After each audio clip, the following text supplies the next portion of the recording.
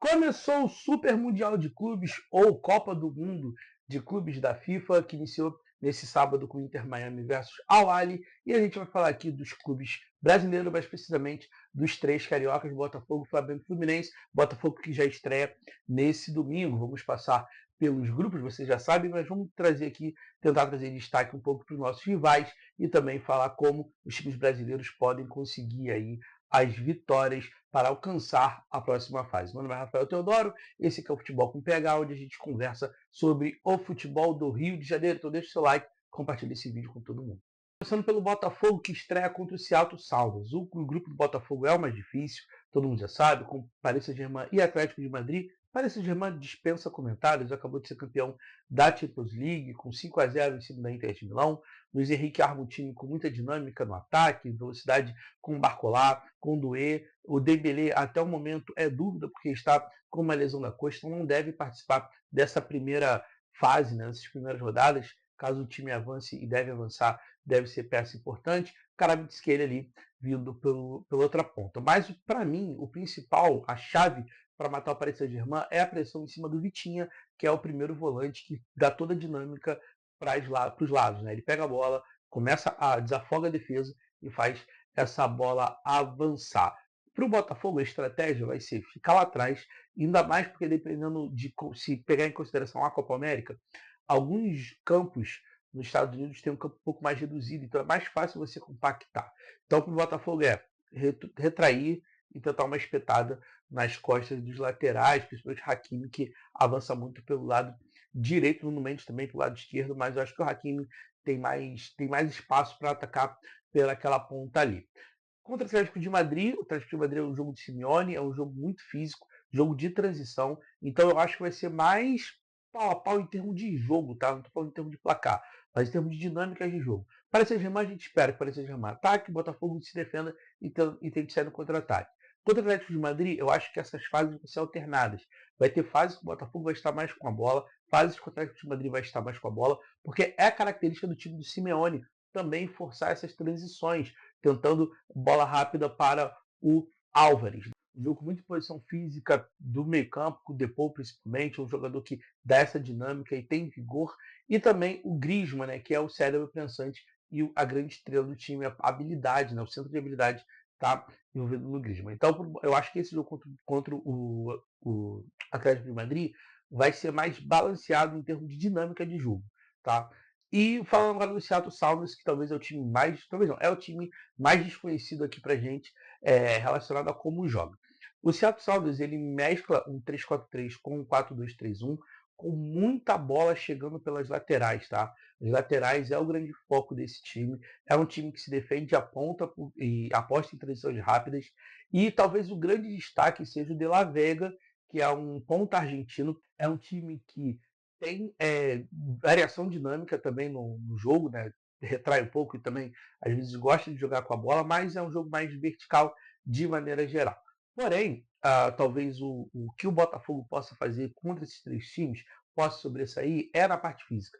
Tanto o Atlético de Madrid quanto o Paris Saint-Germain estão em reta final de temporada e o Seattle Sounders, a MLS não é um futebol muito pegado, então é menos dinâmico em termos de física. E isso pode ser, não só para o Botafogo, mas para o Fluminense e o Flamengo, pode ser o grande trunfo dos times sul-americanos, porque a gente ainda está na metade da temporada, enquanto os europeus estão finalizando a temporada e o pessoal, no caso do Seattle Sounders, não tem tanto embate, ou seja, a dinâmica, o ritmo é mais lento, eles jogam mais espaçado, então isso pode ser uma parte boa, né? Um trunfo do time do Botafogo. O Botafogo contratou o Arthur Cabral e também o Tuco Correia, né, o Rafinha Correia, para esse Mundial. Tem um motor também que chegou no meio campo e o zagueiro, o Pantaleão. Mas eu acho que vai ser o time que jogou nessas últimas rodadas, com a volta do Savarino. Então, o Savarino, o Arthur, o Igor Jesus. E aí fica a dúvida, né? Se para esse primeiro jogo contra o Seattle o Renato Paiva vai investir nos três volantes, com Alan, Marlon e também com o Gregory, ou se vai dar esse passo a mais e botar mais uma peça no ataque. Pode ser o Arthur Cabral fazendo ali mais o centroavante e o Igor Jesus fazendo meia. Pode ser o Santi Rodrigues, e aí faz Santi, Savarino e Arthur com o Igor Jesus. ou pode ser também o Tuco Correia, porque o Tuco Correia e o Igor, eles têm uma dinâmica parecida, sabe, de jogar tanto na ponta como também como centroavante. Então o Botafogo teria 4 possibilidades, assim, pegando a galera nova, né? Tem o Mastriani, que pode fazer essa dupla ali com o Igor Jesus, como tem feito nos últimos jogos. Pode experimentar também o Motoro, que está chegando agora, mas eu acho que está muito verde ainda, não é a vibe dele. E tem também o Cuiabano pela ponta, né? Pode jogar com o Cuiabano pela esquerda, Savarino pelo meio e também o Arthur pela direita. Então, para o Botafogo pensar em classificação, tem que vencer e vencer bem o Seattle Sounders. Pensando numa configuração de grupo, Paris Saint-Germain vence os 3, o Seattle perde os 3. Então vai ser Botafogo e Atlético de Madrid pela segunda vaga, e isso pode ser resolvido no saldo de gols. Então, se o Botafogo meter 3-0, 4-0 no Seattle e o Atlético de Madrid fizer 2, vai para o último jogo Botafogo e Atlético de Madrid, com o Botafogo poder empatar e se classificar em saldo de gols. É uma possibilidade, mas se o Botafogo pensa em classificação, tem que vencer e vencer muito bem o Seattle Sounders. Mas a gente sabe que de todos os times brasileiros, o Botafogo tem a tarefa mais difícil e é de fato se passar uma zebra. Falando agora do Flamengo, que pega o Esperance da Tunísia, Esperance, não sei, como estreia. O Esperance é um time que joga no 4-3-3, tá? Com muita velocidade nas pontas. O principal jogador é o Belali, mas é um time que gosta de jogar muito em transição. Então, o Flamengo a gente já sabia que talvez, tirando o Chelsea, vai ser o time que vai ser o protagonista desse grupo, vai jogar com bola no pé do jeito que o Felipe Luiz gosta de jogar. E o Esperance por si só gosta de jogar no contra-ataque. Então vai ser aquele jogo típico de Libertadores, quando os times vêm jogar aqui contra o Flamengo no Maracanã. Sabe, o Flamengo com posse de bola, muita pressão, e os times tentando uma espetada. Então, do Esperance, principal jogador vem do Belali. É o Belali, a principal ameaça contra o time do Flamengo, que é aquele ponta criativo que joga com bola no pé, mas é um time que gosta de atacar em velocidade, principalmente com infiltração dos volantes, ou principalmente com o Konaté, volante da Costa do Marfim, que faz aquele box-to-box. Então, o Flamengo tem que prestar atenção nessas duas peças. Belali pela ponta e o Konaté nas transições, chegando ali, pisando na área. O Flamengo que trouxe como grande contratação para o torneio o Jorginho, né? Jorginho que jogou muitos anos no Chelsea e estava no Arsenal já numa fase final de carreira ali, sendo reserva do Declan Rice. O Jorginho, ele é o primeiro volante, para quem ainda não sabe como o Jorginho joga. Ele é um segundo volante que joga de primeiro volante, melhor dizendo, né? Ele facilita muito a saída de jogo. Então ele é o cara que simplifica, toque de primeira, para desafogar essa transição. Pensando no esquema que o Flamengo joga, ele vai servir às vezes para liberar o Pulgar, por exemplo, do jogo, tá?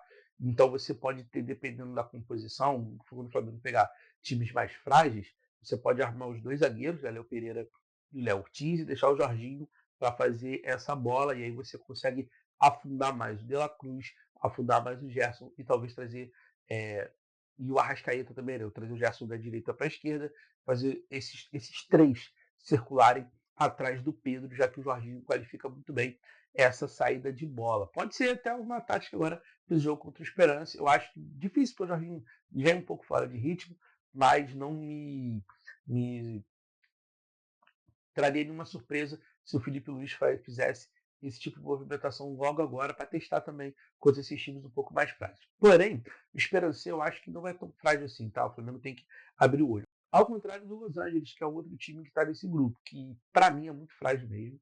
Talvez talvez é o pior time desse grupo. Tem muita força ali com o Lohri, né, como goleiro, que campeão pela França, jogou muito tempo no Tottenham. O Giroud, que nunca foi o centroavante de primeira prateleira, mas é campeão do mundo pela França, faz muito bem o papel de pivô, tá? Então pode dar trabalho ali para a zaga. E tem o Igor Jesus, que não é do Botafogo, é o que começou no Flamengo, o volante, que também está nesse time. Então o Los Angeles FC é um time que vai ver o que dá, tá? Joga naquele 4-2-3-1 bem compacto mesmo, vai jogar lá atrás, tentando espetar, só que talvez não seja tão veloz assim.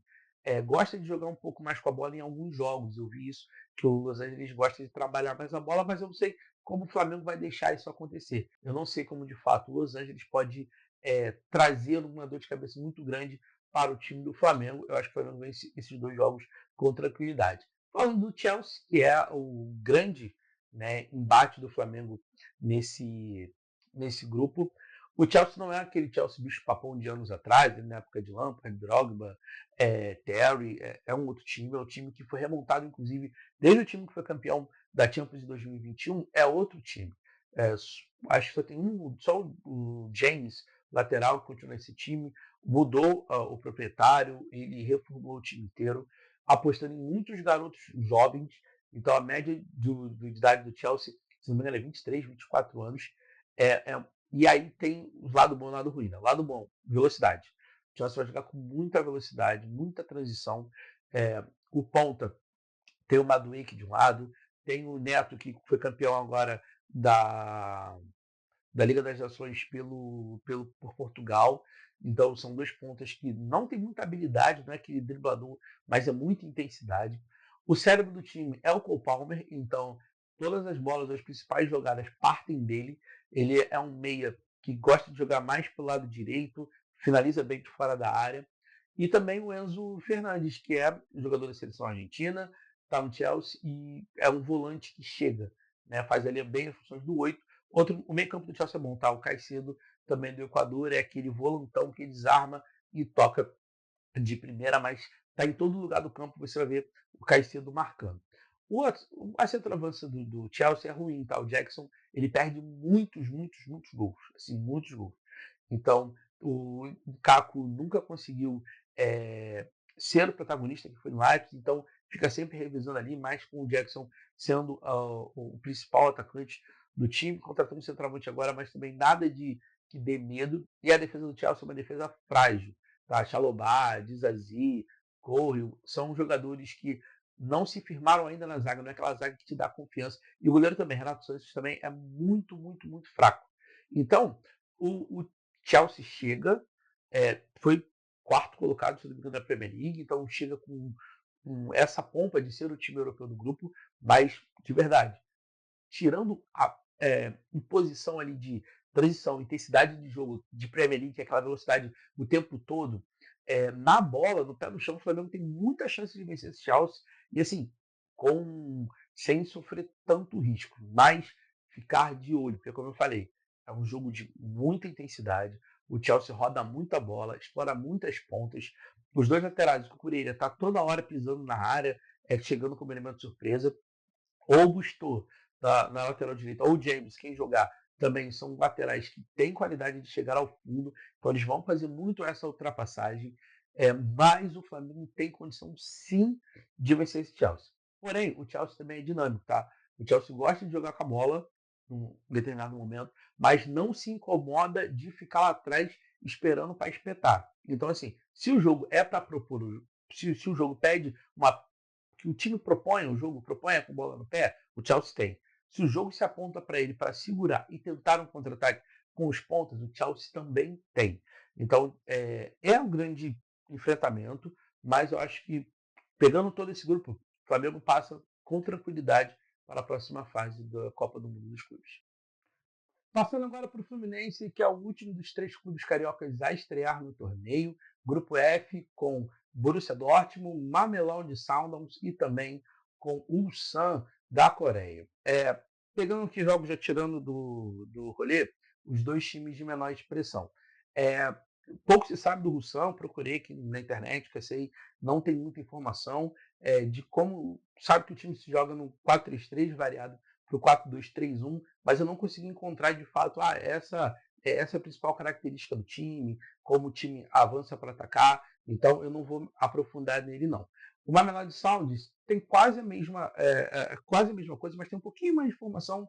Ele tem um bom jogador que é o Lucas Ribeiro, tá? Que é um ponta meia brasileiro, que um daqueles que surge no futebol, vai para o segundo patamar, segundo não, quarto patamar de futebol europeu, foi para a segunda divisão da França, aí ascendeu à primeira divisão, rodou pela Bélgica e foi parar no time sul-africano. É um time que gosta de jogar no 4-4-2, tá? Essa é a formação principal do time. Porém, é um time com muita força física e muita velocidade. Não tem muito trato com a bola. Então, pensando no jogo contra o Fluminense, vai ser um time que vai se defender e vai sair na boa, tá? Não, quando tu vê um jogo assim, consegui achar um jogo do Mamelodi para poder falar com vocês, e por esse jogo que deu para perceber é muita força física, tá? Força física e velocidade, força física e velocidade. Nada de, um time gosta de tocar, virar a bola para o outro lado, sair da defesa trabalhando. Não, fica na frente, correria com chegada na área do ou dois atacantes, dependendo como o time vai jogar nesse torneio. Então, pensando no jogo contra o Fluminense, os dois times vão se defender para sair na boa, tá? Mas com essa transição bem rápida. O Borussia, que é talvez o time mais. Então, é o time mais conhecido desse grupo, até mais conhecido que o Fluminense, pensando em cenário mundial. O Borussia gosta de jogar em velocidade com 4-4-2, tá? No meio campo com o Henrique e o Brent já foram. O Henrique, principalmente, em época já jogou melhor, mas é um meio campo que. O volante que domina o meio campo mesmo. E o Brandt é um jogador da habilidade do time. É o cérebro, é o que distribui o jogo. O principal atacante é o Guizari, que é muita velocidade mesmo, driblador, então esse vai dar trabalho para a defesa do Fluminense. É o cara que gosta de um contra um, gosta de ir para cima, mas o time do Borussia hoje joga muito mais no coletivo do que efetivamente nas individualidades de um ou dois jogadores. Como um time alemão, ele gosta de jogar compactado, tá? Mas com a bola no pé. E também, claro, essa dinâmica do futebol europeu é difícil de falar, parece que é repetitivo, mas assim como o Chelsea que eu falei agora há pouco, se precisar defender em na velocidade, tem essa condição. Mas nos últimos jogos da Bundesliga, o Borussia gostou mais de trabalhar a bola com o pé, fazendo ela chegar de um lado para o outro, fazendo as defesas balançarem, mas com muita dinâmica de troca o tempo todo de posição. Vocês não tem aqueles jogadores guardando posição fixa. Então, o Brandt chega para aproximar pela lateral, depois vai para o outro lateral e gosta de se aproximar também, pisa na área. O Brandt, para mim, é o grande jogador desse time que o Fluminense tem que ficar ligado. Como é que o Fluminense chega para esse torneio? O Fluminense trouxe o Soteldo, mas o Soteldo está machucado. Então não vai contar com o Soteldo só se o Fluminense chegar nas quartas de final em diante. O John Arias é o principal, é o craque do time. Então vai ter todas as atenções vai estar voltada nele. O Fluminense, não sei com que condição o Cano e o Ganso vão chegar para esse torneio. O Ganso está voltando de lesão, está melhorando, mas ainda falta um pouco de ritmo. Assim como também o Cano. Tá? O Cano não tem feito. Começou bem a temporada, mas deu uma caída. Canóbio e Keno vão ser voluntariosos. Acho que o Keno talvez faça mais a diferença até do que o Canóbio, porque, como eu falei, esses dois times principalmente, o Sundowns e o Sun, vão se defender. Então vai precisar de jogador driblador, vai precisar do Ares, vai precisar do Keno, vai precisar que o meio-campo, o Ganso para enfiar um passe, mas também tem que estar de olho na retaguarda. Então talvez uma volância ali mais dinâmica, com o Martinelli, fazendo ali, às vezes, talvez de primeiro volante para qualificar a saída de bola, mas também conseguindo chegar nos dois lados, é importante. Guga ou Samuel Xavier, eu particularmente, eu não sei como a torcida do Fluminense vai encarar isso, mas eu preferi o Guga. Eu acho que o Guga tem mais vigor para recompor, para fazer esse vai e volta do que o Samuel Xavier. Do lado esquerdo, o René também para mim é a opção. O René eu acho que consegue segurar bem, defender bem, que o Fluminense vai precisar de estar com a linha bem composta, porque também o Thiago Silva tem 40 anos, então o Thiago Silva não vai conseguir acompanhar a velocidade do tanto do Guizari quanto dos atacantes do Russan e do Sandal. Então, eu acho que para fazer essa compensação, você tem que ter bons laterais direitos que consigam, lateral direito e lateral esquerdo, as laterais, consigam recompor um pouco mais e tem muito mais velocidade nessa transição para não expor a zaga. E uma saída de bola qualificada, e aí por isso que eu falo do Martinelli, porque o Fluminense não pode errar passe. Eu acho que o Hércules com o Martinelli ali, talvez eu iria isso, tá? Eu gosto, sei que o Renato gosta de jogar muito com o Nonato também dá uma qualificada de bola nessa saída, mas para esses primeiros jogos, eu iria com Martinelli e o Hércules. O Hércules os dois têm chegada no ataque se precisar, os dois conseguem chutar de fora da área e os dois conseguem dar o vigor para recompor a não marcação do Ganso. O Ganso tem que estar livre nesse jogo.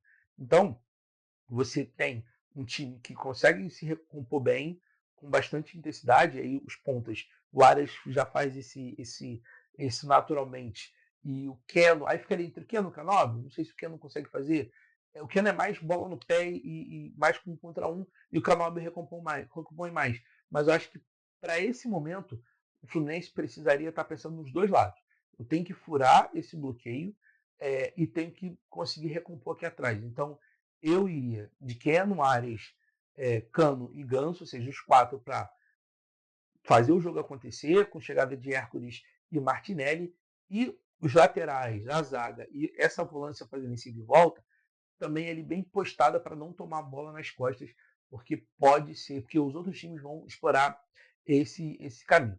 Já o jogo contra o Borussia, eu acho que vai ser lá e cá. Eu acho que vai ser o Borussia propondo mais o jogo, e aí o Fluminense vai jogar na velocidade do Ares, e aí iria com Keno e Canóbio pela velocidade mesmo, tá nas pontas. E aí talvez não seja o jogo pro Ganso. Nesse jogo contra o Borussia, talvez seja o jogo de uma trinca de volante mesmo, mais pegador, mais com qualidade para sair tocando a bola. Aí, talvez pode ser o Lima, pode ser Nonato, Martinelli e Hércules. Rodar esses quatro pode ser um caminho para o Fluminense conseguir avançar. O Fluminense, dos quatro clubes do brasileiro que estão chegando, é o que é o menos qualificado tecnicamente, eu falo de nome de jogadores, porém vem do Campeonato Brasileiro regular. Tá? O Fluminense não dá espetáculo de futebol, mas também não está lá embaixo. Então, para essa dinâmica, eu acho que é um grupo muito acessível para o Fluminense. Tá? Eu acho que se você trocasse o Fluminense pelo Botafogo, pensando assim, o Fluminense acho que não teria realmente chance de passar no grupo que o Botafogo está. E o Botafogo acho que passaria bem no grupo que o Fluminense está. Mesmo se trocasse o Flamengo também, eu acho. Se o Flamengo está nesse time do Fluminense, o Flamengo passa em primeiro. Mas o Fluminense precisa dar essa resposta. E é uma boa vitrine. Só que o Fluminense é muito efetivo. E talvez esse seja o segredo. Ganhar bem, sem sofrer. E eu acho que o Fluminense passa. é, Ainda vai disputar ali, talvez, o primeiro com o Borussia, tá? Mas eu acho que o Fluminense passa tranquilo nesse grupo, mas tem que estar atento com essas dificuldades ali de reposição, como eu falei. Então é isso, gente. O vídeo ficou um pouco grande, desculpa, eu sei, mas a gente falou dos três grupos aqui, os cariocas estão localizados, o que eles precisam fazer para poder passar e quais as condições de chegarem ou não chegarem à segunda fase. Passamos um pouco aqui também pelos adversários, alguns são bem desconhecidos, o Sam, por exemplo, eu pesquisei, não encontrei muita coisa para trazer para vocês, mas eu acho que deu para entender como essa Copa do Mundo pode ser boa e é uma boa vitrine para todos os jogadores, é uma boa vitrine para os clubes, são os clubes que chegaram ali nas oitavas de final, têm esse peso, ou se não chegar mais jogar bem com bola no pé, eu acho que vale muito a pena para a marca, vale muito a pena para os jogadores, para o produto como um todo. Então, se você chegou aqui até agora, dá seu like, compartilha esse vídeo com todo mundo. E a gente vai tentar, tá? Não vou prometer não, porque eu dei uma parada aqui no canal, estava fazendo algumas outras coisas, mas estou tentando voltar aqui com esse vídeo e tentar acompanhar com vocês essa Copa de Mundo de Clubes. Então, vamos tentar, nem que sejam os vídeos mais curtinhos, mas acompanhar a trajetória de Botafogo, Flamengo e Fluminense nessa Copa do Mundo de Clubes. Valeu, galera. Até a próxima.